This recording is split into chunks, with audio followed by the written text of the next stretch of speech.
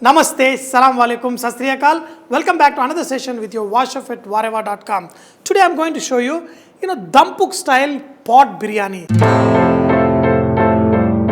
I'm going to use a clay pot to make this biryani, but in this we're going to cook the meat.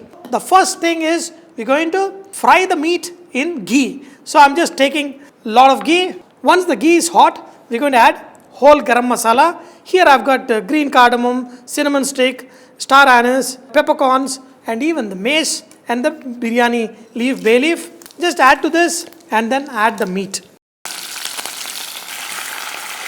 Mix it well till the meat is slightly colored. That's when you get a really good taste. Once the meat is slightly fried, in this we're going to add ginger garlic paste. We're going to add some yellow chili powder. We're going to add brown onions. You don't want red chili powder because that is what you always see, the red kind of colored biryani. Here we add yellow chili powder. And now in this we're going to add yogurt. Just beat some yogurt and add to this. And we're going to let this meat cook and all these onions will melt away. And I'm just going to show you how we are going to bring the awesome flavor into this biryani with this mixture. Later we're going to transfer this into a pot and make one excellent awesome biryani. You're going to take your own sweet time, cook till the meat is nice and tender. You can add some salt to this when this boils. And I'm going to boil this for 30 minutes till the meat is tender. The meat is cooked and I'm going to put in a strainer kind of container.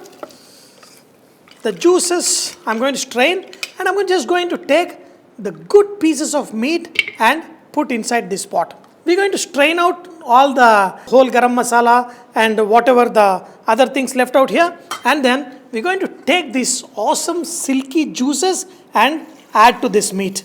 Wow. And now we're going to put this on a high flame and then we're going to cook the rice and put top of it. We're going to add some cream and some saffron to make it even more rich, flavorful and nice. The moment I add to this cream, the color is bleaching. I really have to check out, this really good saffron or not. Aroma is good. Add cream and saffron. Here, I've got the water boiling, and to make the rice nice and flaky, I'm going to add some oil. Now, add salt to this. See, the most important thing when you make biryani is the salt in the water. I think this should be good enough. But I never trust my intuition. When I'm making biryani, I always taste the water after mixing this water well. Yes, the amount of salt is good. Now, in this pot, before I go any further, I'm going to add some green chilies, some mint, some coriander. You don't need to add any of the spice powders or anything. And every individual biryani lovers have their own flavor. Somebody loves rose essence, somebody loves roux kevda water. So I'm just going to add little bit of roux kevda water in this, and I'm going to add rice. This basmati rice is all washed and I'm going to add it to this hot water. See, the technique of cooking the rice and the quality of the rice plays very important role. Usually now the best basmati rice is aged for a year or more, because if you have a basmati rice, even after adding to the water, if it is breaking easily, that means it's not aged. So the aged basmati rice is also a little bit expensive. Once you add rice, you just don't want them to stick together. To mix this rice, we're going to cook this rice till it is almost 80% done because the meat is more or less cooked. Now make sure you taste this liquid.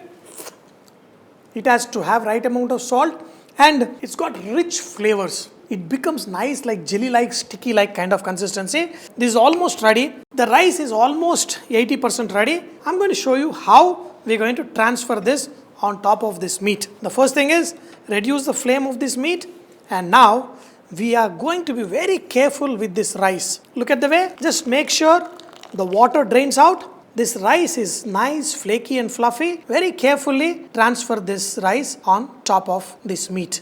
So the meat should remain at the bottom. You will see that the juices of the meat will keep coming up. Don't worry, all this rice will absorb and will become very flavorful, nice biryani. Now once you have transferred this rice on top of that meat, we're going to add some brown onions on top and then squeeze in some lemon juice and also we're going to add some more ghee on top. This ghee will keep melting and going down, keep your rice nice and flaky. Now, take the dough, make this into a thin texture and just seal the edges of the pot. Now, take the lid, put it on top. If you have some weight or something, just put on top of this. This should be good enough. First 5 minutes on a high flame, next 15-20 minutes on a medium to slow. After high flame for the first 5-10 minutes and then the slow flame for another 15 minutes, the biryani should be ready. Inside, the meat and the stock will be settled at bottom and it will be nice and juicy, the meat, and upside rice, we're going to check it out. See, when you make kachi biryani, the meat also cooks raw. That's why we use tenderizers. But in this preparation, we already cook the meat till it's almost 80% done before we put the dum. This weight, whatever we added, acts like a little bit of pressure, but not too much pressure that the pot breaks. Very carefully. Oh my God, this is sealed pretty good. The beauty, the aroma. Whenever I make any biryani, that this is going to be the best biryani. We are going to be very careful. Look at the way each grain of rice is.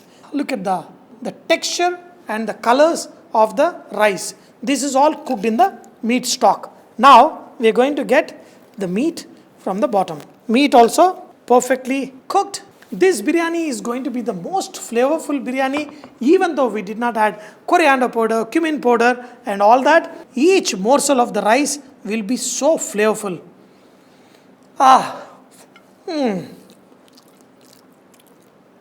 That's too good. Dear friends, I have to go sit in a corner and enjoy this hot smoking biryani, and little bit of raita on top of this is going to make this even more awesome.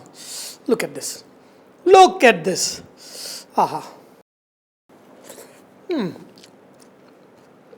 Dear friends, awesome biryani for awesome people like you. Make it, enjoy it, and keep saying Vareva. But do not forget, Vareva is all about inspiring others to cook. So please post your recipes and cooking tips at vareva.com so others can benefit from your great cooking.